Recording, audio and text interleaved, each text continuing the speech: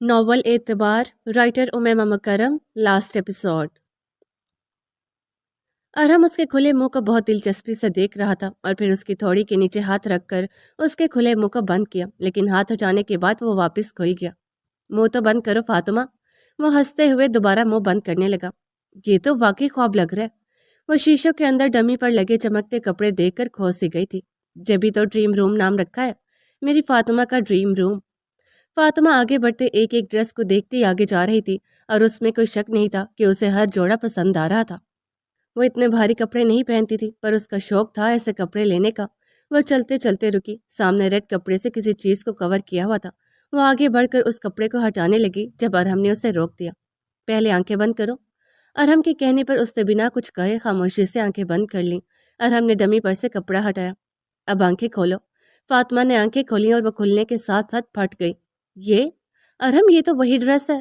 وہ بے ساختہ آگے بڑھ کر بچوں کی طرح اچھلنے لگی تھی۔ ارہم کو آج وہ فاطمہ مال والی فاطمہ لگی تھی۔ یا اللہ، اتنا ڈھونڈا تھا میں نے یہ، اس کے لیے روئی بھی تھی۔ وہ اس کا دوپٹہ اتار کر سر پر اوڑھنے لگی، بولنے کا کام صرف وہی کر رہی تھی۔ ارہم خاموشی سے مسکراتے ہوئے اس کی حرکتیں دیکھ رہا تھا۔ کیسا لگ رہا ہے؟ اس نے شرارے کا بھاری کام کا دوپٹہ اپنے سر پر اوڑھا، اپنا بھرپور اور ہر اینگل سے جائزہ لینے کے بعد ارہم کی طرف مڑی۔ بہت خوبصورت لگ رہا ہے، وہ محبت سے بولا۔ ہاں لیکن اتنا بھاری ہے، ایسا لگ رہا ہے گردن ٹوٹ جائے گی۔ فاطمہ اس کا نیچے گرا پلو ہاتھوں میں تولتے ہوئے بولی۔ ہاں جانتا ہوں، اپنے بھائی کے ولیمے کا لہنگا بھی ایسا ہی شو پیس بنانے کے لیے لیا تھا نا۔ وہ ہنستے ہوئے بول گیا، پر بولنے کے بعد احساس ہوا غلط بول گیا، کیونکہ اس نے فاطمہ کو اب تک یہ نہیں بتایا تھا کہ اسے فاطمہ سے محبت پہلے سے تھی یا پھر سندس کے لیے نہیں، وہ اس کے لیے آیا تھا۔ ہاں جو بھی ہے، پر یہ بہت زیادہ بھاری ہے، ویسے میں اسے پہنوں گی کب؟ ارہم نے سکون کا سانس لیا۔ اس نے اپنی خوشی میں ارہم کی بات پر غور ہی نہیں کیا تھا۔ ہمارے ولیمے میں؟ فاطمہ کے پیچھے کھڑے ہوتا وہ اپنا اور فاطمہ کا عکس دیکھنے لگا۔ ہمارا ولیمہ؟ اب تو شادی کو بہت وقت ہو گیا۔ فاطمہ نے بھی شیشے میں اسے دیکھتے پوچھا۔ یہ کہاں لکھا ہے کہ ولیمہ کچھ وقت بات نہیں کر سکتے؟ ارہم نے اس کا رخ اپنی طرف موڑا اور اس کا ہاتھ اپنے ہاتھ میں لیا۔ اس کے ہاتھ پکڑنے سے فاطمہ کے منہ سے سی کی آواز نکلی۔ ارہم نے اس کا ہاتھ دیکھا تو ہتھیلی کے کنارے سے کھال چھلی ہوئی تھی۔ یہ کیا ہوا؟ پریشانی سے پوچھا۔ کچھ نہیں، بس وہ حارث کا دانت لگ گیا تھا۔ اس نے لاپرواہی سے کہتے ہاتھ واپس پیچھے کرنا چاہا، لیکن ارہم نے نہیں چھوڑا۔ اس کا دانت تمہارے ہاتھ پر کیسے لگا؟ اس نے حیرانی سے پوچھا۔ تھپڑ مارا تھا نا، تو اس کے دانت پر ہاتھ لگ گیا۔ وہ جتنے عام سے لہجے میں بول رہی تھی، ارہم اتنا ہی حیران ہو رہا تھا۔ تم تو میری سوچ سے بھی زیادہ بہادر ہو گئی ہو فاطمہ، پر یہ کیسا مارنا ہوا کہ خود کو ہی زخمی کر لیا؟ ایسا مارنا ہوا کہ اس کے 14 طبق روشن ہو گئے ہوں گے، اور وہ یہ تھپڑ ساری زندگی نہیں بھولے گا۔ وہ لاپرواہی سے بولی جبکہ تاثرات ناگوار ہوئے تھے۔ واہ، مجھے نہیں پتا تھا میری بیوی شیرنی ہے۔ اس کا بگڑتا موڈ دیکھ کر وہ بات بدل گیا۔ وہ کچھ دیر پہلے ہی تو ٹھیک ہوئی تھی، جبکہ آنکھیں اب بھی سوجی ہوئی تھی۔ فاطمہ نے دوپٹہ سر سے اتار کر واپس ڈمی پر رکھا اور باقی ڈریسز دیکھنے لگی۔ ارسلان، میں کیوں برا مانوں گی؟ آپ مجھے اس طرح کا سمجھتے ہیں؟ سندس منہ بناتے رخ موڑ گئی۔ ارسلان نے اسے کل رات کو ہی بتایا تھا کہ وہ ایک دن اس کے ساتھ اور ایک دن اپنی ماں کے ساتھ رہے گا۔ نہ وہ سندس کو اکیلا چھوڑ سکتا تھا، نہ اپنی ماں کو، اس لیے اب یہی ایک حل بچا تھا کہ وہ بٹ کر رہے، اور یہ بات اسے خود کو بھی تکلیف دے رہی تھی۔ آئی ایم سوری سندس، امی کی بے وجہ کی ضد کی وجہ سے اتنی پریشانی ہو رہی ہے۔ ارسلان نے اس کا رخ واپس اپنی طرف کرتے شرمندگی سے کہا۔ آپ سوری مت کہیں ارسلان، مجھے یقین ہے وقت کے ساتھ سب ٹھیک ہو جائے گا، اور سچی مجھے اس بات کی خوشی بھی ہے کہ آپ برابری کر رہے ہیں۔ سندس اس کا ہاتھ تھام کے محبت سے بولی۔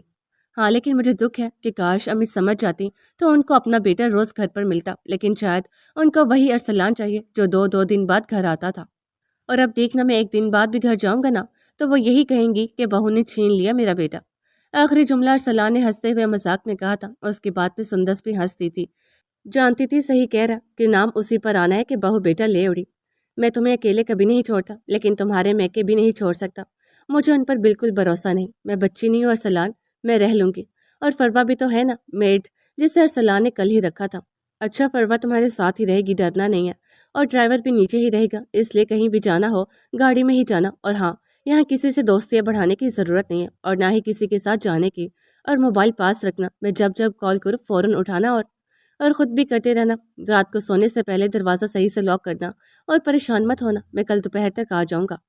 بیچ میں ہی ارسلان کی بات کاٹ کے خود مکمل کر کے وہ ہنسی۔ یہ نصیحتیں وہ اسے کل رات سے کر رہا تھا۔ ارسلان نے اس کے ماتھے پہ پیار کیا، اسے خود میں بھینچا اور پھر اللہ حافظ کہہ کر نکل گیا۔ شادی کے بعد سے اس کی زندگی بدل گئی تھی، اور جب سے اسے سندر سے محبت ہوئی تھی تو وہ تبدیلی اسے بہت اچھی لگنے لگی تھی۔ فاطمہ اور ارحم لان میں بیٹھے باتیں کر رہے تھے جب پیچھے سے ارسلان کو آتے دیکھ ارحم مسکرا کر کھڑا ہوا۔ اس کی نظروں کا زاویہ دیکھتے فاطمہ نے بھی پلٹ کر دیکھا اور ساکت ہو گئی۔ وہ یہاں کیوں آیا تھا؟ جتنا کر چکا ہے وہ کافی نہیں کیا جو پھر اس کو زندگی میں مسکراتے دیکھ آ گئے؟ ارحم آگے بڑھ کر اسے گلے ملا۔ فاطمہ دونوں کو نظر انداز کے اندر جانے لگی۔ اسے ارسلان کو واپس دیکھنا بالکل اچھا نہیں لگا تھا۔ وہ کسی بھی ایسے شخص کی شکل نہیں دیکھنا چاہتی تھی جو اس کے لیے کوئی امتحان ثابت ہوئے تھے۔ اس کو آگے بڑھتے دیکھ ارسلان اس کے سامنے آیا۔ ارحم وہیں پیچھے کھڑا یہ سب دیکھ رہا تھا۔ ارسلان یہاں آنے سے پہلے ارحم سے مل چکا تھا اور اس کے سامنے اپنی کی گئی زیادتیاں بھی بتا چکا تھا۔ وہ ارحم کی اجازت سے اس سے ملنا چاہتا تھا اور اس سے معافی مانگنا چاہتا تھا، اور آج ارحم نے ہی اسے بلایا تھا کیونکہ زینت اور الیاس صاحب اپنے پرانے دوست کے گھر ڈنر پر گئے تھے۔ فاطمہ ماتھے پر بل ڈالے ناگواری سے اسے گھور رہی تھی۔ اس نے کچھ بولا نہیں تھا، پر وہ نظروں سے ہی اسے بتا گئی تھی کہ اس کی موجودگی اس سے کتنی ناگوار گزری ہے۔ ارسلان نے بنا کچھ بولے اس کے آگے ہاتھ جوڑ دی۔ اس کو اس طرح ہاتھ جوڑے دیکھ فاطمہ کے ماتھے پر ڈلے بل ڈھیلے ہوئے۔ وہ بھی یقین سے اسے دیکھنے لگی۔ اسے بالکل امید نہیں تھی کہ ارسلان جیسا خود غرض شخص اس سے معافی مانگے گا۔ میں نے بچپن سے آپ کو بھائی مانا تھا، آنکھیں نم ہوئی تھی۔ میں نے اسامہ بھائی کے جانے کے بعد آپ کی گئی ساری زیادتیاں بھی معاف کر دی تھی۔ ارسلان نظریں جھکا گیا تو آنسو اس کی آنکھ سے بھی گرے۔ ارحم پیچھے کھڑا تھا۔ فاطمہ کی اس کی طرف پوچھ تھی لیکن وہ اس کی آواز میں نمی محسوس کر سکتا تھا، جبکہ ارسلان کے آنسو سے برے لگے تھے۔ اب تک جتنی بھی ملاقاتیں ہوئی تھی وہ اتنا تو جان چکا تھا کہ وہ دل کا برا نہیں ہے۔ آپ نے ٹھیک نہیں کیا، وہ ایک بار پھر بولی۔ اس بار آنسو اس کی آنکھ سے بھی گرا تھا۔ ہمارے سب سے قریبی آپ اور پپھو تھے اور آپ دونوں نے کیا کیا؟ اچھے وقت میں تو غیر بھی اپنے ہو جاتے ہیں، اپنوں کا ساتھ تو مشکل وقت میں پڑتا ہے، پر اب تو سب الٹا ہے، برے وقت میں غیر ساتھ ہوتے ہیں اور اچھے وقت میں اپنے۔ ارسلان شرمندگی سے نظریں اٹھانے سے قاصر تھا۔ اس کا کہا ہر لفظ سچ تھا۔ تم صحیح ہو۔ مجھے اب احساس ہوا ہے کہ بہن کا رشتہ کتنا ضروری ہے، اور اب مجھے پچھتاوا بھی ہے کہ میں نے بہن کا رشتہ کھو دیا۔ میری بلا وجہ کی نفرت اور چیڑ نے مجھ سے میرا سکون چھین لیا۔ میں معافی کے قابل نہیں ہوں فاطمہ، لیکن ایک بار معاف کر دو۔ میں اسامہ نہیں بن سکتا لیکن ایک اچھا بھائی بننے کی کوشش کروں گا۔ میں ایک بہن چاہتا ہوں فاطمہ، مجھے ایک بہن چاہیے۔ وہ روتے ہوئے کہہ رہا تھا، ہاتھ ابھی بھی اس کے سامنے جڑے ہوئے تھے۔ پیچھے کھڑے ارحم کی آنکھیں بھی نم ہوئی تھی۔ میں برے وقت میں بھی تمہارے ساتھ ہوتا اگر اپنا سمجھتا۔ مجھے معاف کر دو فاطمہ، اسامہ کے واسطے معاف کر دو۔ فاطمہ روتے ہوئے اسے دیکھنے لگی جو بچپن سے اس سے چڑھتا آیا تھا اور کوئی موقع اسے تکلیف دینے کا نہیں جانے دیتا تھا۔ جس نے اسے کبھی بہن سمجھا ہی نہیں تھا، آج وہی انسان اس سے معافی مانگ رہا تھا، اس سے بہن مانگ رہا تھا۔ میں نے آپ کو معاف کیا ارسلان، لیکن بھائی صرف ایک شرط پر بولوں گی۔ وہ ٹہری۔ اگر سندس ارحم کو معاف کر دیتی ہے اور اپنے نندوئی کی نظر سے ایکسیپٹ کر لیتی ہے تو میں آپ کو واپس ارسلان بھائی کہوں گی۔ پیچھے کھڑا ارحم کا دماغ سنسنا اٹھا تھا، یعنی وہ سب جان گئی تھی۔ وہ جان گئی تھی کہ اس نے سندس کا استعمال کیا تھا اور وہ اس دن بھی اسی کے لیے آیا تھا۔ میں کل ہی واپس آؤں گا تم سے ملنے، اور تمہاری بھابھی کو بھی ساتھ لاؤں گا۔ وہ مسکرایا اور فاطمہ کے سر پر ہاتھ رکھ کر سن کھڑے ارحم کی طرف بڑھا۔ اس سے مل کر باہر نکلتا چلا گیا، جبکہ فاطمہ دھندلی آنکھوں سے اس کی پشت دیکھ رہی تھی۔ اس نے اسے اسامہ کا واسطہ دیا تھا۔ اسامہ کے بعد یہ دوسرا شخص تھا جس نے بہن بول کر اس کے سر پر ہاتھ رکھا تھا، اور اس کا یہ ہاتھ رکھنا فاطمہ کے دل کا میل دھو گیا تھا۔ وہ پیچھے مڑی، ارحم سن کھڑا اسے ہی دیکھ رہا تھا۔ وہ آنسو صاف کرتی اس کے پاس آئی۔ تمہیں کیسے پتا چلا فاطمہ؟ میں نے تو تمہیں کچھ نہیں بتایا۔ وہ دو ٹوک اس سے پوچھ رہا تھا۔ کل محبت کا اظہار کیا آپ نے مجھ سے، اور یہ بھی بتایا کہ اپنی امی کے بعد صرف مجھ سے محبت کی ہے آپ نے وہ برائڈل ڈریس میرے لیے لیا، اور جب بھی لیا جب میں نے اسے پسند کیا تھا، اور وہ میں نے شادی سے پہلے پسند کیا تھا۔ آپ کو کیسے پتا کہ میں نے بھائی کے ولیمے کا ڈریس سجا رکھا ہے؟ یہ بات بھی شاید بھابھی نے اس دن کی ہوگی، تو اس طرح آپ نے مجھے اس دن مال میں پسند کیا تھا، اور ان سب باتوں کو دیکھتے اس دن اگر آپ سندس سے ملنے آتے تو یقیناً میرے کمرے میں غلطی سے بھی نہیں آتے۔ وہ سب سمجھ چکی تھی، اور ڈریم روم میں بھی ساری باتیں سنی تھی، بس وہ انجان بن گئی تھی۔ شاید وہ خود خوش رہنا چاہتی تھی، وہ کوئی ایسی بات نہیں کرنا چاہتی تھی جس سے اس کا دل خراب ہو۔ تم نے مجھے معاف کر دیا؟ ارحم نے بالکل سنجیدگی سے پوچھا۔ ہاں کر دیا۔ امی نے کہا تھا اپنی زندگی مشکل یا آسان بنانا میرے اپنے ہاتھ میں ہے، اور اب میں اپنی زندگی مشکل نہیں چاہتی۔ میں سکون چاہتی ہوں، میں اب خوش رہنا چاہتی ہوں۔ بہت تکلیفیں برداشت کر چکی ہوں، اب بس ہو گئی ہے۔ بولتے بولتے اس کی آنکھوں سے پھر آنسو گرے، اور ہم نے نم آنکھوں سے اسے گلے لگا لیا۔ وہ اس کی ہر تکلیف سے واقف تھا، وہ بھی تو اس کی ہر تکلیف میں خود بھی تکلیف میں رہا تھا۔ اس کا درد اپنے اوپر محسوس کرتا آیا تھا۔ बस दुआ करिएगा अरहम, सुंदस आपको माफ़ कर दे। लड़कियों के जज्बात बहुत नाजुक होते हैं, उनसे खेलने वालों को वो कभी माफ़ नहीं करती। वो उसके गले लगे कह रही थी। वो आंखें बंद किए उसे सुन रहा था। वो खुद भी जानता था कि वह कसूरवार था, वो सुंदस का गुनहगार था। बेशक उसने मोहब्बत का इजहार नहीं किया था, पर अपनी बातों से उसे अपनी मोहब्बत का एहसास ज़रूर दिलाया था, और बात अल्फाज की नहीं, एहसासात की होती है। अगले दिन बाकी अरसलान सुंदस के साथ आया था। जीनत और इलियास साहब भी मिले थे। फातिमा सुंदस से अच्छे से मिली थी, क्योंकि इस बार वह उससे अपनी साबका नंद के ताल्लुक से नहीं, बल्कि भाभी के रेफरेंस से मिल रही थी। सुंदस ने अरहम को माफ़ कर दिया था। वह खुद जुर्म कर चुकी थी और उसकी नदामत की तकलीफ भी बर्दाश्त कर चुकी थी। जब उसे फातिमा से माफ़ी मिल सकती थी तो वह क्यों अरहम को माफ़ ना करती। सब ठीक हो रहा था। ज़ियान, सुफियान और मरियम भी अगले हफ्ते उम्रे से वापस आ रहे थे। अगले हफ्ते की ही ज़ियान और मरियम के आने के बाद की तारीख पर फातिमा और अरहम का वलीमा रखा गया था, जो बड़े पैमाने पर होने वाला था, जिसकी तैयारियां भी शुरू हो चुकी थी। अरसलान मीरब और आरिफ साहब से भी माफ़ी मांग चुका था और उन्होंने भी माफ़ कर दिया था। अलबत्ता पुप्पो के रवैये में कोई फ़र्क नहीं आया था। सुंदस भी उस दिन हारिस के हाथ उठाने के बाद से मैके नहीं गई थी। वो जाना चाहती थी। जो भी था वो माँ और भाई थे। मोहब्बत फितरी थी, पर अरसलान ने उसे साफ मना कर दिया था कि जब तक उन्हें एहसास नहीं होता वो नहीं जाएगी। देखते देखते दिन गुजर गए और तैयारियों में वक्त का पता ही नहीं चला, लेकिन इस अरसे में कुछ हकीकतों पर से पर्दे उठे थे अरहम के सामने, और वो ये थे कि फातिमा बहुत ज़िद्दी है, बहुत ज़्यादा बातूनी है, एक नंबर की निस्ती है, बेइंतहा नखरे हैं, मासूम बिल्कुल नहीं है, हाजिर जवाब है। वो तो फातिमा की रोज़ बरोज़ उभरती खूबियों से हैरान था, लेकिन खुश था। उसे उसकी कोई चीज़ बुरी नहीं लगती थी। फातिमा पर तो उसने अपना कत्ल तक माफ़ कर दिया था। जयान और फातिमा उम्रे से वापस आ चुके थे और अब वो भी फातिमा के वलीमे की तैयारियों में लगे थे। अल्लाह अल्लाह करके वलीमे का दिन आया। बहुत बड़ा हॉल बुक किया गया था, जिसको बहुत खूबसूरती से सफ़ेद गुलाबों से सजाया गया था। वाइट थीम से सजा हॉल बे इंतहा हसीन था, लेकिन आज के दिन भी अरहम इलियास की खुशी के रंग में भंग डाला गया था, और वो ये था कि अरहम इलियास पहला वलीमे का दूल्हा होगा जिसकी बीवी अब तक पार्लर में थी, और उसे स्टेज पर बिठा दिया गया था। 15 मिनट की तवील इंतजार के बाद उसे फातिमा दरवाजे से एंटर होती नजर आई, वही ब्लैक और ब्लड रेड शरारा पहने। पर एक और सरप्राइज जो था वो कुछ यूं था कि फातिमा के ऊपर बड़ा सा घूंघट डाला था, वो जल कर रह गया, जबकि उसके साथ खड़े अरसलान और जयान अपनी अपनी जोजा के दीदार में मसरूफ थे। ब्लैक कलर की घेरदार फ्रॉक में गोल्डन फैंसी शॉल कंधे पर डाले, सुंदर से हाथ से अपने कंधे पर डली शॉल संभाले हुए थी, और दूसरे से फातिमा का शरारा। अरसलान तो उसे देखकर हैरान था। वैसे तो वो उसे हर वक्त ही हसीन लगती थी, पर आज बात कुछ और थी। अपने हुस्न को मजीद संवारा गया था। उसने पहली बार सुंदस को मेकअप में देखा था, क्योंकि बारात और वलीमे में तो उसने दुल्हन बनी अपनी बीवी को एक नज़र सही से देखा तक नहीं था। दूसरी तरफ ज़यान की गोद में बैठा सुफियान बार बार ज़यान की दाढ़ी खींचकर अपनी तरफ मुतवज्जा कर रहा था, क्योंकि आज ज़यान की हालत भी अरसलान जैसे ही थी। वैसे तो वो बहुत बार मरियम को तैयार देख चुका था, पर हर बार मरियम उसे पहले से ज़्यादा हसीन लगती थी। आज वो भी बिल्कुल सुंदस जैसा ड्रेस पहने हुए थी और तैयार भी एक जैसी हुई थी। शायद दोनों ने एक जैसा ही सब कुछ किया था। फातिमा को स्टेज पर अरहम के बराबर बिठाया। सारे लोग अब स्टेज पर जमा थे। सबको दुल्हन देखनी थी, जबकि कोई दूल्हे से पूछता कि वह कितना जला बैठा था। बड़ी मुश्किल से अच्छी खासी बहस व मुबाहसा के बाद 1 लाख रुपए लेकर फातिमा का घूंघट ऊपर किया था, और बस वक्त जैसे ठहरा था, और अरहम इलियास किसी की परवाह किए बगैर फातिमा को देखते चला गया। सबने हुटिंग भी की, पर वहां परवाह किसे थी। थोड़ा हौसला करो, तुम्हारी ही बीवी है, अरसलान ने झुककर उसके कान में कहा। अरहम अब भी उसे ही देख रहा था। इलियास साहब ने मुंह पर हाथ रख लिया। अजीब ही नजारा था कि सब खड़े हुटिंग कर रहे थे और वह फिर भी ढीठ बना उसे देखने में मसरूफ था। मालूम है, तभी तो देख रहा हूँ।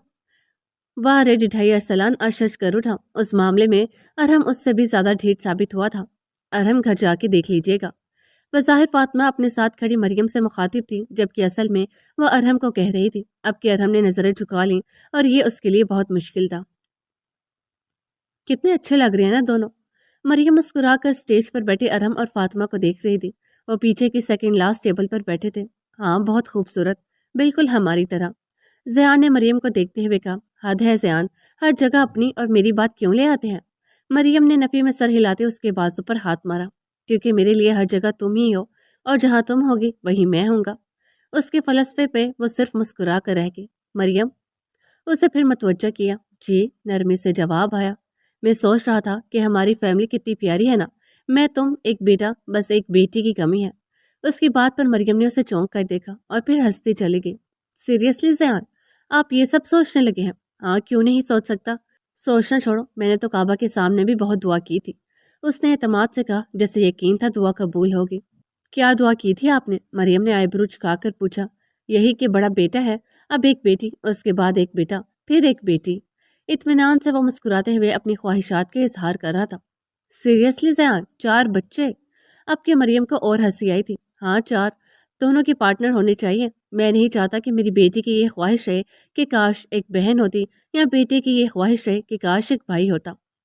زیان نے سمجھداری کی بات بتائی۔ وہ خود اکلوتا تھا، اس لیے اس کی خواہش تھی بہن بھائیوں کی۔ جو کمی اس نے محسوس کی تھی وہ اس کے بچے نہ کریں۔ توبہ کرے زیان، ان کی خواہشات تو پوری ہو جائیں گی، میں کیسے سنبھالوں گی 4 بچے؟ وہ زیان کی عقل پر ماتم کرتے ہنس دے، جبکہ زیان پہلے صدمے سے اور پھر ماتھے پر بل ڈالے اسے دیکھنے لگا۔ کون سنبھالتا ہے بچوں کو؟ کس کے بچوں کو؟ مریم سمجھی نہیں تھی۔ سفیان کو جتا کر کہا۔ اوہ آپ؟ کیوں؟ ہاں یہی تو ہوتا ہے، باپ اولاد کو سنبھالے، رات کو اٹھ کر اس کا پیمپر چینج کرے تاکہ بیوی کی نیند خراب نہ ہو، صبح جب وہ جلدی اٹھ جائے تو فیڈر بنا کے دے، رات کو سلائے، رات کو اٹھ کر اسے چپ کروائے، اور بچے کے بڑے ہونے کے بعد سارا کریڈٹ بیوی کو جائے۔ جیسے ابھی کہا ویسے ہی بڑے ہو کر کہو گی کہ سفیان، میں نے رات بھر جا کر تمہیں سنبھالا، تمہارے لیے نیند قربان کی، اپنے حلق کا نوالا تمہیں کھلایا۔ وہ عورتوں کی طرح خاصا کڑوا منہ بنا کے بولا، جبکہ مریم تو اس کی باتیں سن کے اپنی ہنسی ضبط کر رہی تھی۔ ٹھیک ہے، میں اپنے بچوں کو بولوں گی کہ یہ سب تمہارے بابا نے کیا ہے، ٹھیک ہے، لیکن کیا آپ نے 9 مہینے پیٹ میں رکھا ہے اسے؟ زیان جو فخریہ مسکرا رہا تھا، اس کے آخری جملے پر اسے ناسمجھی سے دیکھنے لگا۔ نہیں، یہ کیسا سوال ہوا؟ سوال نہیں، جواب ہے زیان، آپ جتنا بھی کر لیں، پر جو ایک رات میں نے پیٹ میں رکھا اس کے لیول پر نہیں آ سکتے۔ آپ کے وہ جتنے فخری انداز میں بولی تھی، زیان کا اتنا سا منہ دیکھ کر ہنس پڑی۔ زیان اف، بولتے بولتے وہ ہنس پڑی۔ اچھا ٹھیک، میں اپنے بچوں کو آپ کی ساری قربانیاں سناؤں گی، ان کو بتاؤں گی کہ انہیں ان کی آئی نما بابا نے پال پوس کی بہت محنت و مشقت سے بڑا کیا، اور یہ بھی بتاؤں گی کہ ان کے بابا کو ان کی ماما نے پالا ہے۔ آخر میں وہ بھی شریر ہوئی۔ رہنے تو مریم، میں خود بتاؤں گا اپنے بچوں کو جو مجھے بتانا ہوگا۔ مریم نے زور سے اس کا گال کھینچا۔ روز وہ اسے زج کرتا تھا اور آج اس نے کیا۔ میں نے تو اپنی بیٹیوں کا نام بھی سوچ لیا۔ ایک بار پھر وہ اسی بات پر آیا۔ اچھا، کیا نام سوچا؟ وہ بھی دلچسپی سے اب اس کی باتیں سن رہی تھی۔ بڑی والی کا نام مشال اور چھوٹی والی کا نام منال۔ نام تو بہت پیارے ہیں، پر پیاری بھی میری طرح ہوں تو بات ہے، مریم نے ایک بار پھر چھیڑا۔ زیا نے اسے دیکھا اور ہنس دیا۔ وہ خوب سمجھ رہا تھا اس کی چالاکی۔ ہاں بالکل، شکل میں تمہاری جیسی پیاری اور معصومیت میں بالکل میری طرح، اور اس نے بھی حساب برابر کیا۔ زیان، آپ ابھی عمرہ کر کے آئے ہیں؟ وہ حیرت سے آنکھیں پھاڑے صدمے سے بولی۔ زیان حیرت سے اسے دیکھنے لگا۔ ہاں پتہ ہے، اس طرح کیوں بول رہی ہو؟ تو اتنا جھوٹ کیوں بول رہے ہیں زیان؟ توبہ کریں جلدی۔ وہ جلدی پریشانی سے بولی۔ میں نے کیا جھوٹ بولا؟ وہ بھی پریشان ہوا۔ کہ معصوم ہیں آپ؟ وہ بول کر ہنسی ضبط کرتے زیان کو دیکھنے لگی، جو پہلے اسے ناسمجھی سے دیکھ رہا تھا، پھر جب سمجھ آیا تو پہلے اسے گھورا اور پھر خود بھی ہنس دیا۔ بہت ہنس کی باتیں ہو رہی ہیں، لیکن مجال ہے زیان جو یہ تمہارے بغیر ایک لمحہ بھی ہنسا ہو۔ بچے ہوتے ہیں جو انجان لوگوں کے گود میں نہیں جاتے، لیکن یہ تو اپنوں کی گود میں بھی نہیں آتا۔ زیان نے ہنستے ہوئے سفیان کو گود میں لیا۔ ویسے کیا باتیں ہو رہی تھی؟ بڑا مسکرایا جا رہا، لو برڈز؟ مدیحہ ہنستے ہوئے دونوں کو چھیڑنے لگی۔ مریم اسے بھی اپنے ساتھ شادی میں لائی تھی اور 2 کزنز کو بھی۔ کچھ نہیں، اور تم کیا میاں بیوی کے بیچ میں آ رہی ہو؟ کباب میں ہڈی، اپنے چھچورے پر دھیان دو۔ وہ ہنستے ہوئے مدیحہ کو تنگ کرنے لگا۔ مدیحہ کی 2 مہینے پہلے ہی زیان کی دوسری خالہ کے بیٹے سے منگنی ہوئی تھی، اور وہ اپنی منگنی سے خوش بھی بہت تھی، لیکن زیان بات بات پر اس کے منگیتر کو چھچورا بول کر اسے چھیڑتا تھا۔ خبردار زیان، جو انہیں چھچورا کہا۔ تم کون سے شریف ہو؟ مریم نے سب بتا دیا مجھے۔ سینے پر ہاتھ باندھے وہ انہیں ہی دیکھ رہی تھی۔ زیان نے حیرت سے مریم کو دیکھا۔ مریم، تم نے سب بتا دیا؟ زیان کو صدمہ ہوا۔ ہاں، سب بتا دیا۔ وہ بے یقینی سے مریم کو دیکھنے لگا کہ کیسے آپ رات بھر اپنی نیند خراب کر کے سفیان کو سنبھالتے ہیں۔ وہ ہنسے اور مدیحہ بھی منہ پر ہاتھ رکھ کے ہنسنے لگی۔ زیان نے پہلے اسے گھورا اور پھر مدیحہ کو۔ اس کا چہرہ دیکھنے والا تھا۔ اوکے، جا رہی ہوں، ایسے گھورنے کی ضرورت نہیں ہے۔ وہ ایک مسکراتی نظر دونوں پہ ڈال کر آگے نکل گئے۔ کیا ہوا زیان، ڈر گئے تھے آپ؟ ڈونٹ وری، آپ جو چلتے پھرتے اپنی محبت کے قصیدے پڑھتے ہیں وہ میں نے کسی کو نہیں بتایا۔ مریم نے ایک آنکھ دبا کر اسے پھر سے چھیڑا۔ میں کیوں ڈروں گا؟ اچھا کو لمبا کھینچ کر منہ بھی داد دینے والا بنایا، پر ابھی تو آپ کا چہرہ دیکھنے والا تھا، بس رونا باقی تھا۔ وہ ہنستی۔ میں نہیں ڈرتا مریم، میں ابھی سب کے سامنے بھی بول سکتا ہوں، کافی جتا کر کہا گیا تھا۔ ریئلی؟ میں بالکل بھی اس بات پر یقین کرنے والی نہیں مسٹر زیان۔ اسٹیج پر جانے سے پہلے ہی آپ نے بے ہوش ہو جانا ہے۔ وہ پھر سے ہنسنے لگی۔ اب تو پیٹ بھی پکڑ لیا تھا۔ اوکے ویٹ، وہ کہتے ساتھ اٹھا اور اسٹیج کی طرف بڑھ گیا۔ ارے کہاں زیان؟ وہ اسے روکنے لگی لیکن وہ آگے بڑھ چکا تھا۔ وہ بھی اس کے پیچھے گئی۔ اتنا تو وہ جانتی تھی کہ وہ سب کے سامنے ایسا کچھ نہیں بول سکتا۔ سندس، ایک بات پوچھوں؟ وہ جو جب سے بزنس کے لوگوں سے مل رہا تھا سندس کو اکیلا دیکھ کر اس کے پاس آیا۔ جی پوچھیں۔ کیا تمہیں دکھ ہو رہا ہے کہ فاطمہ پہلے تمہاری بھابھی تھی اور اب؟ اس نے بات ادھوری چھوڑ دی۔ مجھے بالکل دکھ نہیں ہے۔ حارث بھائی فاطمہ کو ڈیزرو نہیں کرتے تھے اور نہ ہی وہ اس قابل تھے کہ انہیں فاطمہ بھابھی جیسی بیوی ملے۔ میں بہت خوش ہوں فاطمہ کے لیے۔ آنکھوں سے اس کی صاف دلی واضح تھی۔ ارسلان مسکرایا۔ تم جانتی ہو میں بھی بہت خوش ہوں، بہت زیادہ۔ اس کی بات پر سندس نے اس بات میں سر ہلا دیا۔ پوچھو گی نہیں کیوں؟ جانتی ہوں میں فاطمہ کے لیے خوش ہیں۔ ہاں فاطمہ کے لیے بھی بہت خوش ہوں، پر کسی اور بات پر بھی بہت زیادہ خوش ہوں۔ کس بات پر؟ اب کہ اس نے تجسس سے پوچھا۔ تمہیں پانے سے۔ مسکرا کر اسے بغور دیکھا۔ وہ مسکراتے ہوئے اس پر سے نظریں پھیر کر سٹیج پر دیکھنے لگی۔ یقین کرو اب تک سمجھ نہیں آیا کہ کس نیکی کی بدلے تم ملی ہو۔ شاید بچپن میں اپنے ڈیڈ کے پیر دباتا تھا اور وہ دعا دیتے تھے کہ اللہ تمہاری زندگی ہمیشہ پرسکون اور خوبصورت رکھے۔ اس وقت کی دعا بیکار لگتی تھی اور جب سکون کی ضرورت پڑی تو ڈیڈ کی دی دعائیں یاد آئیں، پر پتہ نہیں تھا کہ ان کی جب کی دعا اب قبول ہوگی۔ اگر ذرا اندازہ ہوتا کہ ان کے پاؤں دبانے سے زندگی یوں سنورے گی تو کبھی ان کے قدموں سے ہی نہیں اٹھتا۔ مسکرا کر بولتے اس کی آنکھوں میں نمی اتری تھی۔ سندس نے بغور اسے دیکھا تھا۔ وہ اپنے ڈیڈ کے ذکر پر آبدیدہ ہوا تھا۔ آپ اپنے ڈیڈ سے بہت محبت کرتے تھے؟ اسے شاید نہیں پوچھنا چاہیے تھا پر وہ پوچھ بیٹھی تھی۔ بہت زیادہ، لیکن جب میں 14 سال کا تھا ان کا انتقال ہو گیا۔ فاطمہ بہت لاڈلی تھی ان کی۔ جب وہ ہوتی تھی تو وہ مجھے بھول جاتے تھے اور کہتے تھے بیٹیاں نازک پھولوں کی طرح ہوتی ہیں، ان کو زیادہ محبت اور توجہ کی ضرورت ہوتی ہے۔ شاید اسی لیے میں فاطمہ سے چڑھتا تھا۔ مجھے اپنے ڈیڈ کی محبت میں شراکت پسند نہیں تھی۔ وہ اسٹیج پر نظر جھکائے بیٹھی فاطمہ کو دیکھنے لگا۔ آنکھیں اب بھی نم تھیں، لیکن وہ مجھے چھوڑ کر چلے گئے اور پھر میں امی سے بھی دور ہو گیا۔ بورڈنگ چلا گیا۔ میں امی سے دور ہو گیا یہ سوچ کر کہ وہ بھی مجھے چھوڑ کر چلی جائیں گی اور پھر میں ڈیڈ کی طرح ان کے جانے کا غم برداشت نہیں کر پاؤں گا۔ میں کسی کے قریب جانے سے، اس سے محبت کرنے سے ڈر گیا تھا، کیونکہ جب محبت چھن جاتی ہے تو… وہ کہتے کہتے رکا۔ سندس کو دیکھا، وہ اسے ہی دیکھ رہی تھی اور اب اس کی آنکھوں میں بھی آنسو تھے۔ میں نہیں بتا سکتا، کیونکہ جو درد اور تکلیف سے گزرنا پڑتا ہے وہ الفاظ میں بیان نہیں ہو سکتی، لیکن پھر بھی دیکھو تم زبردستی جگہ بناتے دل میں گھس گئی۔ سندس کی آنکھوں میں آنسو دیکھتے اس نے لمحوں میں بات کا رخ موڑا تھا۔ وہ مسکرائی۔ آؤ سیلفی لیں۔ سندس کو محبت سے دیکھتے اس نے نیا شوشہ چھوڑا اور موبائل نکال کر سیلفی لی۔ ابھی خالی 3 سیلفی ہی لی تھیں کہ ہال میں زیان کی آواز گونجی۔ ارسلان نے موبائل نیچے کیا اور سٹیج پر ارحم اور فاطمہ کے قریب کھڑے زیان کو دیکھا۔ سندس بھی اب زیان کی طرف متوجہ تھی۔ میرے معزز دوستوں، السلام علیکم۔ سب نے ایک ساتھ جواب دیا۔ مریم اپنا سر پکڑ کر رہ گئی۔ میں آج آپ لوگوں کو کچھ ضروری بتانا چاہتا ہوں۔ دراصل جیسے بالٹی بھر جائے اور اگر اسے خالی نہ کیا جائے تو پانی اوور فل ہو کر بہنے لگتا ہے، ویسے ہی میرے دل میں کسی کی محبت اوور فل ہو گئی ہے۔ وہاں سارے اس کی بات پر ہنس دیے سوائے مریم، کلثوم اور اکبر صاحب کے۔ مریم تمہارے شرمندگی کے پریشان تھی، جبکہ کلثوم اور اکبر صاحب حیران تھے۔ ان کا اتنا سنجیدہ بیٹا ایسا کچھ کہہ سکتا ہے؟ میں ایک لڑکی سے بہت محبت کرتا ہوں، اتنا کہ الفاظ میں بیان کرنا میرے لیے ناممکن ہے، لیکن پھر بھی میں کہنا چاہتا ہوں کہ میں ایک لڑکی سے بے انتہا محبت کرتا ہوں جو اللہ کے فضل سے میری بیوی ہے، اور میں اس سے اتنی محبت کرتا ہوں جتنی میرے ڈیڈ بھی میری موم سے نہیں کرتے ہوں گے۔ آخری بات سے ہال میں کہہ کے گونجے تھے۔ کلثوم بھی ہنستی تھی، جبکہ اکبر صاحب آئی برو جھکا کر اسے حیرت سے دیکھنے لگے۔ بیٹا، میری محبت 26 سال پرانی ہے اور آپ کی 6 سال بھی پورے نہیں ہوئے۔ وہ بھی پرانے کھلاڑی تھے، خاصے جتا کر بولے، جبکہ کلثوم انہیں منع کر رہی تھی، پر بات محبت پر تھی جو وہ اپنی 26 سال سے بنی ہم سفر سے بہت کرتے تھے۔ ڈیڈ، آپ کی محبت کا ماڈل نوکیا 3122 ہے اور ہمارا آئی فون 11 پرو میکس۔ اس نے آنکھ تپا کر کہا تھا۔ ہال میں ایک بار پھر کہہ کے اٹھے تھے، بیٹا مضبوط بھی وہ نوکیا 3122 ہی ہوتے تھے، آئی فون تو کانچ کی ٹکڑوں کی طرح گرا اور ٹوٹ گیا۔ گہری بات کرتے انہوں نے بھی حساب برابر کیا تھا، آخر باپ تھے۔ You are right dad, old is gold, I am just kidding. آپ کے لیول پر تو میں پہنچ بھی نہیں سکتا، پر آپ کی جیسا بننے کی کوشش ضرور کر سکتا ہوں۔ ایک بار پھر ہال میں شور اٹھا۔ فاطمہ اور ارحم ہنستے ہوئے سب سن رہے تھے۔ مریم خفت سے سرخ ہو رہی تھی۔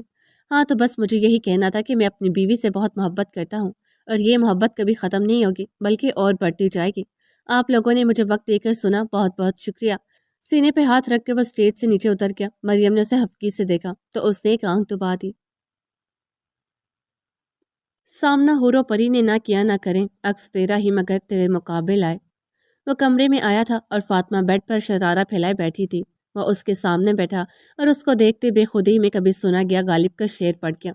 فاطمہ نے اسے نظریں اٹھا کر نہیں دیکھا، بس مسکرا کر اور سر جھکا گئی۔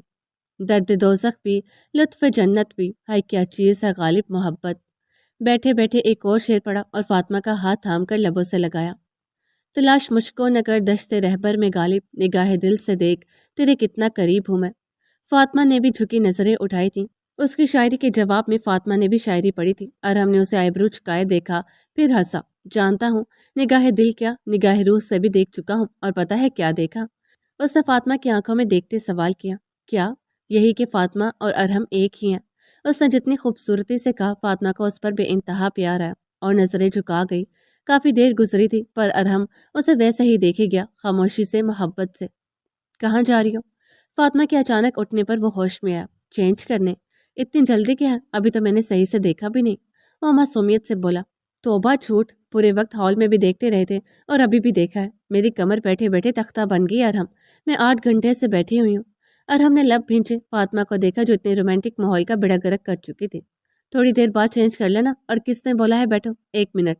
ارحم نے بیڈ کے راؤنڈ کے ساتھ تکیے سیٹ کیے۔ لو، اس پر ٹیک لگا کر بیٹھ جاؤ۔ مسکرا کر بہت اچھا حل نکالا۔ ارحم، یہ جو 3 کلو کا دوپٹہ میرے سر پر ہے نا، مجھے ایسا لگ رہا ہے کہ میرا سر پچک جائے گا یا ٹوٹ کر گر جائے گا۔ ارحم نے ٹھنڈی آہ بھری اور اس کا ہاتھ پکڑ کر بیڈ پر بٹھایا۔ آگے بڑھ کر اس کے سر پر سیٹ کیے گئے دوپٹے کی پنس نکالنے لگا اور پھر ساتھ ہی اس کی بندیا، جھمکے اور جھومر اتار دیا۔ اب تو سر ٹوٹ کے نہیں گرے گا نا، اور نہ ہی سر پچکے گا۔ اب کی فاطمہ مسکرا کر نفی میں سر ہلاتے تکیوں کے ساتھ ٹیک لگا کر بیٹھ گئی۔ ارحم نے پھر گہری سانس لی۔ شکر اب اس کو مسئلہ نہیں تھا، ورنہ کچھ عرصے سے تو فاطمہ کو اس کی ہر بات سے مسئلہ ہوتا تھا۔ کیا ہوا؟ طبیعت ٹھیک ہے؟ ارسلان ڈریسنگ ٹیبل کے آگے کھڑا ٹائی اتار رہا تھا۔ سندس سینڈل اتار کر ڈریسنگ روم کی طرف بڑھی تو سر پوری طرح چکرایا۔ وہ دیوار سے ہاتھ ٹیک کر کھڑی ہوئی۔ ارسلان فوراً آگے بڑھا۔ نہیں کچھ نہیں، بس ایسے ہی سر چکرا گیا، میں چینج کر کے آتی ہوں۔ سندس مسکرا کر کہتے ڈریسنگ روم میں چلی گئی۔ ارسلان صوفے پہ نیم دراز ہو گیا۔ 5 منٹ، 10 منٹ، 15 منٹ۔ سندس سب ٹھیک ہے؟ اتنی دیر کیوں لگ رہی ہے؟ ارسلان نے دروازہ کھٹکھٹایا، کوئی جواب نہیں آیا۔ سندس؟ اب بھی کوئی جواب نہیں۔ وہ دروازہ کھولتا اندر داخل ہوا۔ وہ حواس باختہ ہوا، سامنے ہی وہ دوسرے کپڑوں میں ہاتھ سے بیگانہ زمین پر گری ہوئی تھی، اور جو کپڑے پہن کر وہ اندر گئی تھی وہ ہاتھ کے پاس سے نیچے گرے تھے۔ 2 قدم میں فاصلہ طے کرتا اس تک پہنچا۔ سندس؟ سندس آنکھیں کھولو یار پلیز۔ وہ اس کا چہرہ تپ تپاتے خود کو بے بس محسوس کر رہا تھا، وہ ہوش میں ہی نہیں آ رہی تھی۔ وہ اسے اٹھائے کمرے میں آیا، اس کو بیڈ پر لٹائے ڈاکٹر کو فون کیا۔ رات کے 12:15 ہو رہے تھے۔ 3 بار کال کرنے کے بعد چوتھی بار فون اٹھا لیا گیا۔ ڈاکٹر کو جلدی سے بلا کے اس نے ایک بار پھر سندس کو اٹھانے کی کوشش کی۔ منہ پر پانی کے چھینٹے مارے، ہلکے سے آنکھیں کھولتے وہ اپنی آنکھیں واپس بند کر گئی۔ ارسلان کی رکی ہوئی سانس بحال ہوئی۔ سندس نے آنکھیں کھولی اور اپنے سر پر ہاتھ رکھا۔ سندس تم ٹھیک ہو؟ میں کتنا پریشان ہو گیا تھا، کیا ہوا ہے بتاؤ؟ اس نے فوراً سندس کا ہاتھ تھما۔ پتہ نہیں، وہ بس چکر آ گیا تھا۔ وہ ہلکا سا مسکرائی۔ وہ بچوں کی طرح سندس کا ہاتھ تھامے بیٹھا تھا، تھاما کم تھا بلکہ اپنے ہاتھوں میں لیے اسے دبا رہا تھا۔ 10 منٹ گزرے تھے، ڈور بیل بجی اور ارسلان اس کے سر پر ہاتھ پھیر کے باہر گیا اور اس کو اٹھنے سے منع کیا۔ السلام علیکم۔ کوئی پریشانی تو نہیں ہوئی آپ کو؟ ڈاکٹر روبی کے اندر داخل ہوتے ہی مؤدب انداز میں پوچھا گیا۔ فائن مسٹر ارسلان، انہوں نے بھی مسکرا کر جواب دیا۔ آج ان کی نائٹ ڈیوٹی تھی ہاسپٹل میں۔ ارسلان نے اپنا ڈرائیور بھیج کر انہیں ایمرجنسی بلوایا تھا۔ سندس ڈاکٹر کو دیکھ کر پریشان ہوئی تھی۔ اب وہ اتنی بھی بیمار نہیں تھی کہ ڈاکٹر ہی بلا لیا جائے، بس چکر آئے تھے۔ ڈاکٹر نے اسے چیک کرنا شروع کیا۔ پہلے تو وہ برے منہ بنا رہی تھی، لیکن پھر ارسلان کے سنجیدگی سے گھورنے پر سیدھی ہو گئی۔ مسٹر ارسلان، اچھا ہوا آپ نے بلانے میں دیر نہیں کی، بات بہت بڑی ہے۔ ڈاکٹر روبی کے چہرے سے پریشانی صاف عیاں تھی۔ ارسلان نے انہیں پریشانی سے دیکھا، جبکہ پریشان تو سندس بھی ہوئی تھی۔ وہ اٹھ کر بیٹھنے لگی جب ڈاکٹر روبی نے اسے آرام سے لیٹنے کو کہا۔ مسٹر ارسلان، باہر چلیں، ہم بات کرتے ہیں۔ ارسلان نے ایک فکر مند نظر سندس پر ڈالی اور باہر بڑھ گیا۔ دل بہت تیزی سے ڈر رہا تھا اور دعا بھی کر رہا تھا کچھ ایسا نہ ہوا ہو جیسے وسوسے آ رہے تھے۔ کیا ہوا ہے ڈاکٹر؟ آپ باپ بننے والے ہیں، ڈاکٹر نے ایسے ہی سنجیدگی سے کہا۔ کوئی خطرے کی بات تو نہیں ہے نا؟ وہ ٹھیک ہو جائے گی نا؟ وہ ویسے ہی پریشانی سے بولا۔ اپنی پریشانی میں اس نے ڈاکٹر کی بات تک صحیح سے نہیں سنی تھی۔ سوری مسٹر ارسلان، شاید میرے مذاق کی وجہ سے آپ زیادہ ہی ڈپریس ہو گئے ہیں۔ میں نے کہا آپ باپ بننے والے ہیں۔ ڈاکٹر شرمندہ ہوئی تھی۔ آپ سچ کہہ رہی ہیں؟ وہ خوشی سے پاگل ہونے کو تھا، یقین کرنا مشکل تھا۔ اسے نہیں پتا تھا کہ باپ بننے سے اتنی خوشی ہوتی ہے، ابھی تو صرف خبر ملی تھی۔ دل زور زور سے اچھل رہا تھا۔ جی بالکل مسٹر ارسلان، اور اب ان کو بہت زیادہ کیئر کی ضرورت ہے۔ آپ کل ان کو ہاسپٹل لے آئیے گا۔ ان کے کمپلیٹ چیک اپ کے بعد میں آپ کو میڈیسنس اور ڈائٹ چارٹ دے دوں گی۔ ارسلان نے اس بات میں سر ہلایا اور ان کو باہر تک چھوڑا۔ واپس پلٹا تو مسکراہٹ ہٹنے سے انکاری تھی۔ دل کیا ساری دنیا کو چیخ چیخ کر بتائے، پر ابھی تھوڑا سنجیدہ ہونا ضروری تھا۔ وہ کمرے کے دروازے کے باہر رکا، ایک لمبی سانس لی اور چہرے پر سنجیدگی لائی۔ اب جو مذاق ڈاکٹر نے کیا تھا وہی مذاق وہ سندس کے ساتھ کرنے والا تھا۔ وہ کمرے میں آیا تو وہ پریشانی سے بیڈ سے اترے باہر ہی آ رہی تھی۔ کیوں کھڑی ہوئی ہو؟ چلو لیٹو۔ ارسلان نے اسے نرمی سے بیڈ پر بٹھایا اور خود بیٹھ کر اس کا سر اپنی گود میں رکھ کے اسے لٹایا۔ اس کے بالوں میں ہاتھ پھیرتے وہ اس کا پریشان چہرہ دیکھ رہا تھا۔ بتائیں نا ارسلان، کیا کہا ہے ڈاکٹر نے؟ اس سے پریشانی سے ارسلان کو دیکھا۔ تم ماں بننے والی ہو۔ سندس نے آنکھیں پھاڑے اسے دیکھا اور فوراً اٹھ بیٹھی۔ ارے آرام سے، پھر سے کہیں۔ تم ماں اور میں باپ بننے والا ہوں۔ اس نے محبت سے سندس کے گال پہ ہاتھ رکھا، آنکھوں میں نمی اتری، وہ مسکراتے نظریں جھکا گئی۔ ارسلان نے اس کے گرد بازو پھیلا کر اسے خود سے قریب کیا اور اس کا سر اپنے سینے پر رکھا۔ مجھے اب تو واقعی یقین نہیں آ رہا سندس، اللہ ایک کے بعد ایک خوشی دیے جا رہا ہے۔ میرا دامن خوشیوں سے بھر ہے، مجھے تو سمجھ نہیں آ رہا میں کیسے شکر ادا کروں۔ ساری زندگی سجدے میں بھی گزار دوں تو شکر ادا نہیں کر پاؤں گا۔ آنکھوں سے آنسو گرا تھا، پر یہ آنسو خوشی کی انتہا کا تھا۔ سندس کے آنے سے وہ تکلیف کی انتہا بھی دیکھ چکا تھا اور اب خوشی کی انتہا بھی دیکھ رہا تھا۔ فاطمہ اٹھ جاؤ یار، 11 بج گئے، موم ڈیڈ انتظار کر رہے ہیں۔ وہ تیسری بار فاطمہ کے سرہانے بیٹھا، اسے اٹھانے کی کوشش کر رہا تھا۔ میں پہلا ہوں گا دنیا میں جو بیوی کو اٹھا رہا ہے، ورنہ یہ کام بیویوں کا ہوتا ہے۔ اف، فاطمہ اٹھو میری جان۔ اس نے فاطمہ کے چہرے سے بال ہٹاتے مسکین سی شکل بنائی اور آواز میں ویسے ہی بچار کی تھی۔ آپ بھی تھوڑی دیر سو جائیں آرام، ویسے بھی گرمیاں شروع ہیں اور گرمیوں کی راتیں چھوٹی ہوتی ہیں۔ وہ بند آنکھوں سے ہی بولی تھی۔ سوتی ہوئی کیوٹ لگ رہی تھی، البتہ ارہم کو اس کی نیند پر رشک آ رہا تھا۔ یہ کیسی گرمیاں ہیں فاطمہ جس میں تم اتنا موٹا کمبل اوڑھ کر سو رہی ہو؟ طنز کیا گیا، کوئی جواب نہ آیا۔ ٹھیک ہے، آرام سے سو، میں موم کو بول دیتا ہوں کہ فاطمہ نیند پوری کر کے آئے گی۔ وہ کہتے ساتھ اٹھ کے دروازے کی طرف بڑھ گیا۔ نہیں رکی، وہ جھٹکے سے اٹھی۔ نہیں، اب میں یہی کہوں گا تم سو جاؤ۔ وہ حفقی کا اظہار کرتے بولا، اوکے ٹھیک ہے جائیں، لیکن بعد میں منانے بھی مت آئیے گا۔ وہ کہتے ساتھ اٹھی اور واش روم میں گھس گئی۔ وہ اس کے دوست جمانے پر آ بھر کے رہ گیا اور بیڈ پر بیٹھ کر اس کا انتظار کرنے لگا۔ وہ لوگ ڈاکٹر سے چیک اپ کروا چکے تھے اور ماشاءاللہ سے سب ٹھیک آیا تھا۔ ڈاکٹر نے ڈائٹ چارٹ بھی دے دیا تھا، جسے دیکھ کر سندس عجیب عجیب منہ بنا رہی تھی، جس کا ارسلان پر کوئی اثر نہ ہوا اور نہ ہی ہونے والا تھا۔ اب وہ مٹھائی لے کر اپنے گھر جا رہا تھا۔ یہ خبر وہ سب سے پہلے اپنی ماں کو سنانا چاہتا تھا۔ گاڑی گھر کے پورچ میں رکی، وہ بہت نروس تھی۔ ارسلان اس کا ہاتھ تھام کے اندر آیا۔ پپو لیونگ روم میں ہی تھی۔ ارسلان کو دیکھ کر جہاں موڈ اچھا ہوا تھا، وہی سندس کو دیکھ کر جیسا کڑوا بادام چبا لیا تھا۔ لیکن ابھی وہ کچھ کہہ کر ارسلان کو ناراض نہیں کرنا چاہتی تھی۔ ویسے ہی وہ 2 دن بعد آیا تھا۔ سندس کو نکال تو دیا تھا، پر اتنے بڑے گھر میں اکیلے رہتے ان کا خود کا دم گھٹنے لگا تھا۔ وہ سندس سے بالکل سرسری سا ملی، جبکہ ارسلان سے بہت محبت سے۔ ارسلان نے مٹھائی کا ڈبہ ان کے سامنے کھولا اور ان کا منہ میٹھا کیا۔ وہ پوچھتی رہیں کہ کس خوشی میں، پر وہ اسی ضد پر تھا کہ پہلے منہ میٹھا کریں۔ آپ دادی بننے والی ہیں، ارسلان نے خوش ہوتے ہوئے بتایا۔ پپو نے بے یقینی سے پہلے ارسلان کو دیکھا، پھر سندس کو، پھر خوشی سے ارسلان کا ماتھا چوما اور پھر سندس کو اپنے پاس بلایا، اس کو پیار کیا، اس کی بلائیں لیں۔ ارسلان ان کے اچانک اس طرح بدلنے پر حیران تھا، وہی سندس مزید نروس ہوئی۔ اور اس سے زیادہ حیرت کی بات یہ تھی کہ انہوں نے سندس کو واپس بھیجنے سے منع کر دیا تھا۔ ارسلان نے ان سے کہا کہ ابھی ان کا سارا سامان وہاں ہے، 2 دن میں وہ واپس شفٹ ہو جائیں گے، پر وہ اس پر بھی راضی نہ ہوئی۔ ان کا کہنا یہ تھا کہ آج کل کی لڑکیوں کو بالکل سمجھ نہیں کہ اس حالت میں کیسے رہنا ہے، کھانے پینے میں بھی نخرے کرتی ہیں، اس لیے وہ رسک نہیں لے سکتی۔ ارسلان نے بھی پھر مزید کوئی بحث نہیں کی، اب تو وہ اور پرسکون تھا۔ سندس کے کہنے پر وہ لوگ تہمینہ سے ملنے بھی گئے تھے۔ حارث سے سامنا ہوا تھا پر کوئی خاص بات نہیں ہوئی تھی، جبکہ تہمینہ یہ خوشخبری سن کے بہت خوش ہوئی تھی۔ یہ ڈائمنڈ کا لگ رہا ہے، فاطمہ مبہوت سا وہ بریسلٹ دیکھے گئی۔ ارہم نے اس کو ابھی کچھ دیر پہلے یہ بریسلٹ دیا تھا اور وہ جب سے بیٹھی اس کا معائنہ کر رہی تھی۔ ہاں ڈائمنڈ کا ہے۔ ارہم نے اس کے ہاتھ سے بریسلٹ لے کر اس کے کلائی میں پہنایا۔ یہ تو بہت مہنگا ہوگا، کتنے کا ہے؟ اس نے تجسس سے پوچھا۔ پہلے نہیں تھا، پر اب تم نے پہن لیا، اب قیمتی ہو گیا۔ اس نے پیار سے فاطمہ کی ناک دبائی۔ یہ میرے سوال کا جواب نہیں ہے، یہ کتنے کا ہے؟ ارہم نے اسے گھورا، جس کا اس پر کوئی اثر نہ ہوا۔ کون پوچھتا ہے تحفے کی قیمت؟ پر اب جب وہ پوچھ رہی تھی تو بتانا تھا۔ 1 کروڑ۔ کیا 1 کروڑ؟ ارہم کی پوری قیمت بتانے سے پہلے وہ بیچ میں چیخی تھی۔ ارہم نے کانوں پر ہاتھ رکھا۔ ارہم دماغ ہے آپ کے پاس؟ مطلب حد ہو گئی، 1 کروڑ کا بریسلیٹ کون خریدتا ہے؟ 1 کروڑ میں تو گھر آ جاتا ہے، یہ اتنا چننا سا بریسلیٹ کروڑ کا؟ ہیرے جڑے ہیں کیا اس میں؟ ارہم کی سوچ پر جی بھر کے ماتم کرتے آخر میں وہ غصہ ہوئی۔ ارہم نے اسے خاموشی سے گھورا۔ وہ اس کتنے حسین تحفے کا جو اس نے بہت چاہ سے اس کے لیے لیا تھا کیسا کباڑا کرنے پہ تلی تھی۔ ہیرے کا ہی ہے، جتا کر کہا گیا۔ ارہم ایک بات پوچھوں؟ فاطمہ نے ہونٹوں پر پیاری سے مسکراہٹ سجائے۔ پوچھو۔ کتنے سال سے بزنس سنبھال رہے آپ؟ 4 سال سے، مختصر جواب۔ تو اب تک روڈ پر کیوں نہیں آئے؟ اس نے جتنی تیزی سے پوچھا تھا ارہم کو سمجھ نہیں آیا۔ کیا مطلب؟ مطلب یہی کہ جتنے بدھو آپ ثابت ہوئے ہیں اس حساب سے تو اب تک روڈ پر آ جانا چاہیے تھا۔ ارہم نے جواب میں اسے سختی سے گھورا۔ ایسا برس لینے کا کیا فائدہ جس کو میں پہن ہی نہ سکوں اور راتوں کی نیند بھی اڑ جائے؟ فاطمہ نے بریسلیٹ کو دیکھتے کہا۔ کیوں نہیں پہن سکتی بریسلیٹ اور راتوں کی نیند کیوں اڑے گی؟ وہ جھنجھلایا۔ ظاہر سی بات ہے اس ڈر سے نیند ہی نہیں آئے گی کہ اگر بریسلیٹ چوری ہو گیا تو، یا گم ہو گیا تو، اور باہر کیسے پہنوں گی؟ اگر ڈاکو آگے تو میری جان جائے گی نا۔ اف یار فاطمہ، اتنی محبت سے لیا تھا میں نے، کیسے الٹی سیدھی باتیں کر رہی ہو؟ اور کیوں مرو گی تم؟ ظاہر سی بات ہے ارم، 1 کروڑ کا بریسلیٹ میں جیتے جی تو کسی صورت نہیں دوں گی، تو ظاہر سی بات ہے ڈاکو بھی جیتے جی 1 کروڑ کا بریسلیٹ نہیں چھوڑیں گے، تو آخر میں مجھے مار کر ہی لے کے جائیں گے نا۔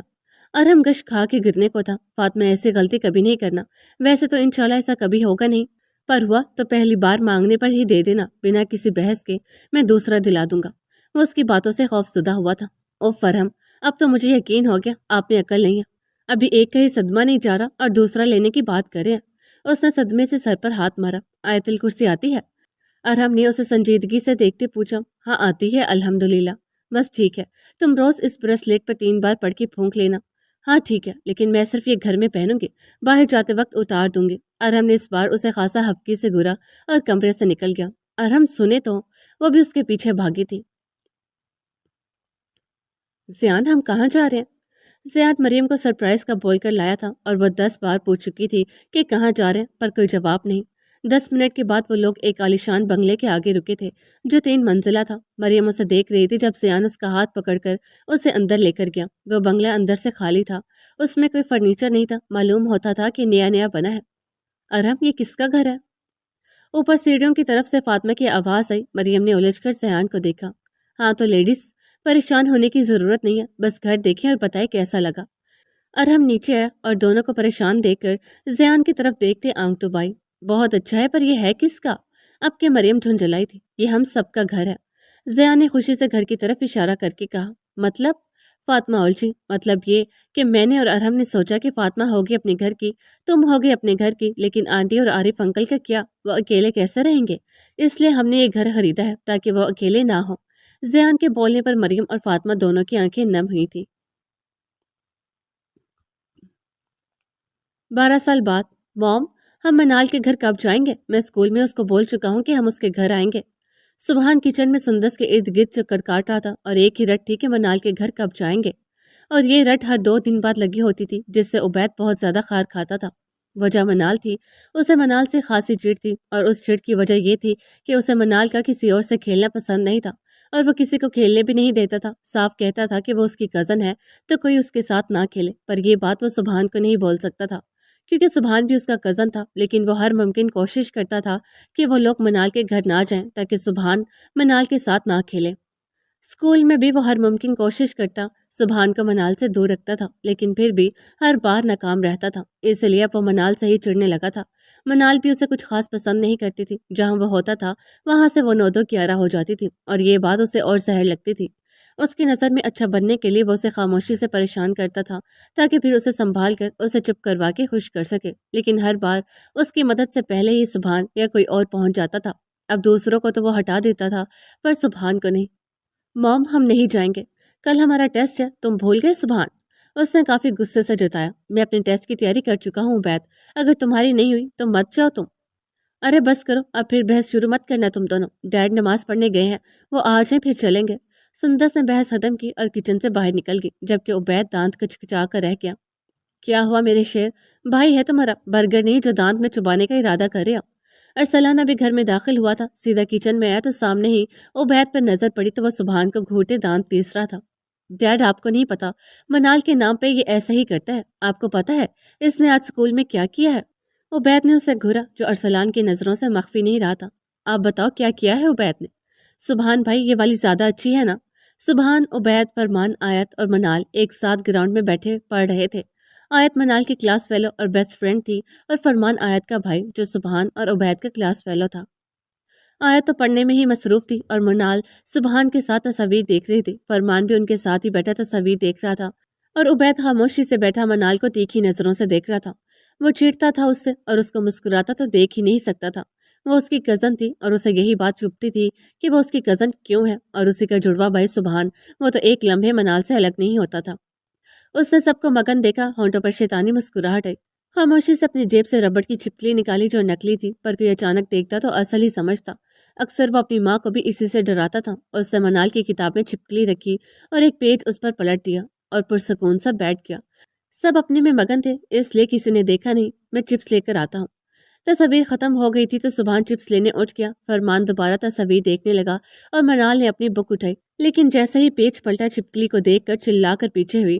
ہڑبڑا کر اٹھنے کی وجہ سے پیچھے رکھی چیئر زور سے سر پر لگی اور کھڑے ہوتے وہ تکلیف سے رونے لگی۔ اور بیت جو اس کو چلاتا دیکھ مسکرا رہا تھا، اسے روتے دیکھ مسکراہٹ ایک لمحے میں غائب ہوئی۔ کیا ہوا منال، تم ٹھیک ہو؟ رو کیوں؟ فرمان فوراً اٹھ کر منال کے پاس آیا اور اس کے سر کو چھوتے پوچھنے لگا، پر پوچھنے سے پہلے ہی منہ پر پنچ پڑ گیا۔ ہاؤ ڈیئر ٹو ٹچ ہر! عبید غصے سے چیختا اس پر جھپٹا تھا اور پھر ایک اور پنچ مارا۔ اس کو چوٹ لگی تھی۔ فرمان بھی غصے سے خود کو چھڑا رہا تھا۔ ہاں تو کون ہوتا ہے ٹچ کرنے والا؟ وہ میری کزن ہے، میں ٹچ کر سکتا ہوں، تو نے کیوں کیا؟ سبحان جو مزے سے چپس کھاتا آ رہا تھا عبید کو لڑتے دیکھ بھاگ کر آیا۔ تو تم بیٹھے ہوئے تھے اور وہ رو رہی تھی۔ وہ بھی غصے میں تھا پر عبید کا مقابلہ نہیں کر سکتا تھا۔ میں اس کو رلاؤں ہنساؤں کچھ بھی کروں، میری مرضی، وہ میری کزن ہے، آئندہ ہاتھ لگایا نا تو ہاتھ توڑ دوں گا۔ منال اپنا رونا بھول کر عبید اور فرمان کو دیکھ رہی تھی۔ یہ پہلے بھی ہوا تھا۔ عبید نے اسے سیڑھیوں سے دھکا دیا تھا اور جب اس کے گرنے پر اس کے کلاس فیلو نے اسے اٹھانا چاہا تو اسے بھی مارا تھا کہ اس نے ٹچ کیسے کیا۔ سبحان نے ارسلان کو آج اسکول میں ہوا سارا قصہ سنا دیا تھا۔ یہ کیا سن رہا ہوں عبید میں؟ کیوں کیا آپ نے منال کے ساتھ ایسا؟ شکر کریں آپ کی موم ابھی یہاں نہیں ہے، ارسلان نے اس کو دیکھ کر سنجیدگی سے پوچھا۔ ڈیڈ، وہ مجھے ہنستی ہوئی اچھی نہیں لگتی۔ اس کا لہجہ بچپن سے ہی باغی تھا۔ ارسلان نے اسے دیکھ کر لب کچلے۔ وہ اس بھی اپنا بچپن دیکھ رہا تھا۔ وہ بھی فاطمہ سے ایسے ہی چڑھتا تھا، بس فرق یہ تھا کہ اس کی آنکھوں میں آنسو دیکھ کر وہ خوش ہوتا تھا، جبکہ عبید سے منال کے آنسو بھی برداشت نہیں ہوتے تھے۔ ارسلان نے اسے فی الحال کچھ نہیں کہا، جسٹ ریڈی ہونے کا کہہ کر کچن سے نکل گیا۔ سارا اور حماد کی ایک ہی بیٹی تھی، ماہرہ، جو 13 سال کی تھی اور 7 کلاس میں تھی اور حد سے زیادہ ڈرپوک تھی، اور جہاں محمد کو دیکھ لے وہاں بھٹکتی نہیں تھی۔ اور ارسلان اور سندس کے 2 جڑواں بیٹے تھے، عبید اور سبحان، جو ابھی 12 سال کے تھے اور 6 کلاس میں تھے۔ سبحان تو منال کا دیوانہ تھا، اس سے بچپن سے ہی وہ ڈول کی طرح لگتی تھی اور اسے اس ڈول کا خیال رکھنا اور اس سے کھیلنا بہت پسند بھی تھا۔ عبید کا بھی کچھ یہی حال تھا، پر اسے منال کا کسی اور کے ساتھ کھیلنا بالکل گوارا نہیں تھا۔ مریم اور زیان کے 4 بچے تھے اور بالکل ویسے ہی جیسے زیان نے مانگے تھے۔ پہلے سفیان جو 14 سال کا تھا، 8 کلاس میں پڑھتا تھا، بہت سنجیدہ مزاج، لیکن صرف دکھنے میں، ورنہ کوئی مریم سے پوچھتا وہ کتنا چھچورا تھا۔ اس سے 2 سال چھوٹی مشال جو 12 سال کی تھی اور 6 کلاس میں تھی، بالکل بھولی بھالی اور معصوم۔ اس سے چھوٹا عمار جو مشال سے 3 سال چھوٹا، 9 سال کا تھا، 5th کلاس میں تھا اور انتہائی سنجیدہ، بچوں جیسے اس میں کوئی گن نہیں تھے۔ اس کی ناک پر ٹکا بڑا سا چشمہ اسے اور سنجیدہ بناتا تھا۔ اور سب سے چھوٹی منال تھی جو 7 سال کی تھی اور 3rd کلاس میں تھی۔ سبحان اس کا بیسٹ فرینڈ اور بیسٹ کزن تھا اور عبید اتنا ہی برا کزن۔ وہ ڈرتی بھی سب سے زیادہ عبید سے ہی تھی۔ ارحم اور فاطمہ کے 3 بچے تھے۔ سب سے بڑا محمد تھا جو 11 سال کا تھا اور ہر وقت سارا اور حماد کی بیٹی ماہرہ کے پیچھے گھومتا رہتا تھا، جو اس سے بہت دور رہنے کی کوشش کرتی تھی، اور وہ 6 کلاس میں تھا۔ اس سے چھوٹی ایک بیٹی امارہ جو 8 سال کی تھی اور 4th کلاس میں تھی، اور اس سے چھوٹا اس کا 4 سال کا بیٹا جو نرسری میں تھا اور ارحم کے لیے دوسرا ارحم الیاس ثابت ہوا تھا۔ زیان کی فیملی سب سے اوپر والے فلور پر رہتی تھی، درمیان میں عارف صاحب اور میرب، مریم کی امی اور زیان اور ارحم کے سارے بچے، اور سب سے نیچے ارحم کی فیملی۔ حارث کی شادی شائستہ سے ہو چکی تھی اور حارث اب بھی ویسا ہی تھا۔ اس کو رشتوں میں برابری کرنا اب تک نہیں آیا تھا، بس فرق یہ تھا پہلے وہ بیوی کے ساتھ زیادتی کرتا تھا، اب ماں کے ساتھ۔ تہمینہ بیگم کی حکومت ختم ہو چکی تھی۔ ان کی بہو ان کو اتنا ذلیل کرتی تھی کہ بس مارنا باقی رہتا تھا۔ وہ اس کے سامنے اکثر فاطمہ کا نام لے کر تانے دیتی تھی کہ وہ ایسی تھی، اتنی اچھی تھی، اور پھر جو تانے انہیں بدلے میں ملتے تھے وہ انہیں رلا دیتے تھے۔ حارث نے تو دونوں کو دونوں کے حال پہ چھوڑا تھا۔ تہمینہ اب بوڑھی ہو چکی تھی، اس لیے ہار جاتی تھی۔ انسان حکومت کرتے یہ بھول جاتا ہے کہ ہمیشہ رہنے والی حکومت صرف اللہ کی ہے، اور پھر اپنی حکومت پر وہ ظالم بن جاتا ہے، اور پھر جب کیا سامنے آتا ہے تو برداشت بھی نہیں کر پاتا۔ سندس نے ان کو بہت بار اپنے ساتھ لے جانے کا کہا تھا، پر بیٹے کی محبت پاؤں میں زنجیر کی طرح تھی۔ حارث کی زندگی سے سکون مکمل ختم ہو چکا تھا۔ جو وقت وہ آفس میں گزارتا تھا بس وہی سکون کا ہوتا تھا۔ گھر جانے کے نام پر اسے کوفت ہوتی تھی۔ اولاد کی نعمت سے وہ محروم تھا۔ شائستہ بانجھ تھی اور شاید یہ بات وہ پہلے سے جانتی تھی، اس لیے پہلے ہی نکاح نامے میں لکھوا لیا تھا کہ اولاد نہ ہونے کی صورت میں نہ تو حارث اسے چھوڑ سکتا ہے اور نہ ہی دوسری شادی کر سکتا ہے۔ پپھو نے میرب اور عارف صاحب سے معافی مانگ لی تھی اور فاطمہ سے بھی، اور انہوں نے معاف بھی کر دیا تھا، لیکن اب رشتے میں وہ محبت نہیں رہی تھی۔ ہاتھ سے لگائے تھپڑ کا درد ختم ہو جاتا ہے، پر زبان سے لگائے گئے تھپڑوں کا درد تا عمر رہتا ہے۔ ڈیڈ چلے نا؟ ارہم، فاطمہ، الیاس صاحب اور زینت لان میں بیٹھے تھے۔ امارا اور محمد تو اوپر تھے، لیکن احمد ارہم کے پیچھے پڑا تھا کہ پارک جانا ہے۔ ارہم چلے جائے نا، وہ کتنی دیر سے ضد کر رہا ہے۔ فاطمہ نے اپنی بھولی شکل کے معصوم سے بچے کو دیکھا، جو صرف دیکھنے میں معصوم تھا پر غضب کا شرارتی تھا۔ کیوں چلے جاؤں؟ تمہیں نہیں پتا پچھلی بار کیا کیا تھا اس نے؟ پورے پارک کے سامنے مجھے رو رو کر گھوڑا بنوایا تھا۔ اب جہاں سے گزرتا ہوں مذاق اڑتا ہے میرا۔ اس نے جل کر بولا۔